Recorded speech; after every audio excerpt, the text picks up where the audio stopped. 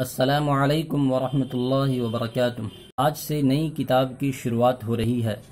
یہ اسلام کی بنیادی کتاب ہے۔ اس کتاب کو سیکھنا آپ کے لیے بہت ضروری ہے، اور یہ نئے طریقے سے سیکھنا تو اور ضروری ہے۔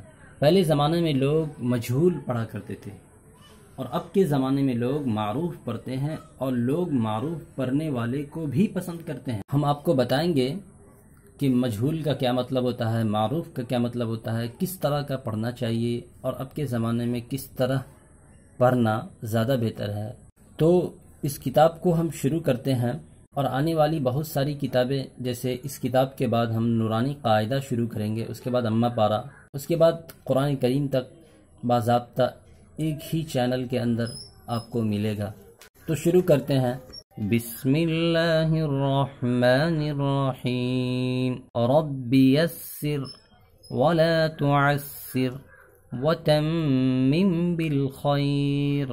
پہلے تو یہ آپ سیکھیے کہ مجہول زمانے میں جو لوگ مجہول پڑھا کرتے تھے وہ کس طرح ہوتا تھا۔ تو پہلے زمانے میں لوگ پڑھا کرتے تھے الف بے تے سے جیم ہے کھے دال وغیرہ وغیرہ۔ لیکن اب کے زمانے میں لوگ جو معروف پڑھتے ہیں، اور لوگ معروف پڑھنے والے کو بھی پسند کرتے ہیں، اس کو سیکھنا اور آپ کو مشق کرنا بہت ضروری ہے۔ اگر آپ معروف نہیں پڑھتے، اگر آپ اچھا نہیں پڑھتے، تو لوگ آپ کو پسند نہیں کریں گے۔ اس لیے معروف سیکھیے، اچھا پڑھنا سیکھیے، اور بار بار مشق کیجیے گا، تو آپ کو انشاءاللہ آپ کی زبان کھل جائے گی، اور زبان بھی کھلے گی، اور آنے والی جتنی بھی کتابیں ہوں گی آپ آسانی سے پڑھ سکتے ہیں۔ تو شروع کرتے ہیں کہ معروف کس طرح پڑھا جاتا ہے۔ الف با تا سا سا جیم ح خا دال ذال را ز سین شین صاد ضاد طا ظا عین غین فا قاف کاف لام میم نون واو ہا لام الف۔ پہلے لوگ پڑھتے تھے اس کو لم الف، یہ غلط ہے، یہ مجہول انداز تھا۔ لیکن اب معروف جو پڑھا جاتا ہے اس کو بولتے ہیں لام الف حمزہ یا۔ اب اس کی پہچان اور علامت یہ ہے کہ آپ آسانی سے سمجھ سکتے ہیں، پہچان سکتے۔ دیکھیے با تا سا، یہ تو آپ کو لگ رہا ہے کہ ایک ہی شکل کا ہے، واقعی میں ایک ہی شکل کا ہے، لیکن اس میں کچھ فرق ہے۔ با کا مطلب یہ ہوا کہ اس کے نیچے ایک نقطہ ہوگا، تا کا مطلب اس کے اوپر دو نقطہ ہوگا، سا کا مطلب اس کے بیچ میں 3 نقطہ ہوگا۔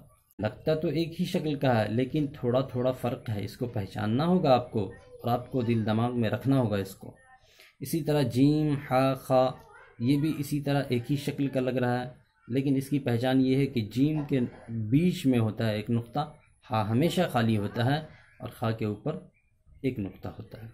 اسی طرح دال زال کو پہچانیے کہ دال اور زال میں فرق کیا ہے، کہ دال اور زال ایک ہی طرح لگ رہا ہے آپ کو، لیکن دال خالی رہتا ہے اور زال کے اوپر ایک نقطہ ہوتا ہے۔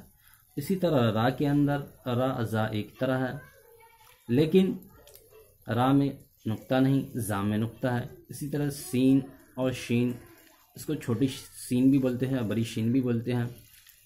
چھوٹی سین کی پہچان یہ ہے کہ اس میں نقطہ آپ کو نہیں ملے گا، اور بڑی شین کی پہچان یہ ہے کہ اس میں آپ کو 3 نقطہ ملے گا۔ اسی طرح صاد ضاد دونوں ایک ہی شکل کا ہے، سیم، لیکن یہاں دیکھیے اس میں نقطہ ہے، اس میں نقطہ نہیں ہے، یعنی ضاد میں نقطہ ہے اور صاد میں نقطہ نہیں ہے۔ اسی طرح طا ظا ایک ہی شکل کا ہے، یہاں پہ فرق کیا ہے، یہاں پہ نقطہ نہیں ہے۔ عین غین، اس میں بھی ایک ہی شکل ہے، عین کے اوپر نقطہ نہیں، غین کے اوپر نقطہ۔ فا تنہا ہے، فا کی پہچان کرنا بہت آسان، اس پر 2 نقطہ، یہ چھوٹی کاف بولا جاتا ہے اس کو۔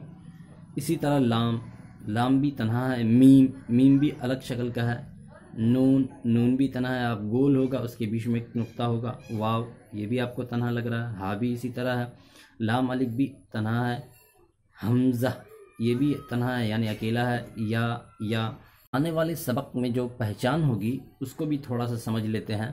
زبر، زیر، پیش، آئندہ سبق میں آپ کو پتہ چلے گا اس کا کہ زبر کی پہچان یہ ہے کہ وہ ہمیشہ اوپر ہوتا ہے، اور زیر کی پہچان یہ ہے کہ وہ نیچے کو ہوتا ہے، اور پیش کی پہچان یہ ہے کہ وہ تو اوپر ہوتا ہے لیکن وہ گول ہوتا ہے۔ کیا ہوتا ہے؟ گول ہوتا ہے۔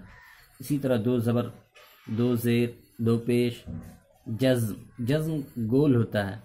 اسی طرح تشدید، مد، بڑی مد، کھڑا زبر، کھڑی زیر، یعنی اس طرح کا اگر آپ مشق کرتے ہیں اور بار بار مشق کرتے ہیں اور الف سے لے کر یا تک آپ کے دل دماغ میں یہ گھس گیا یہ الفاظ، تو آنے والے سبق میں آپ کو پریشانی نہیں ہوگی۔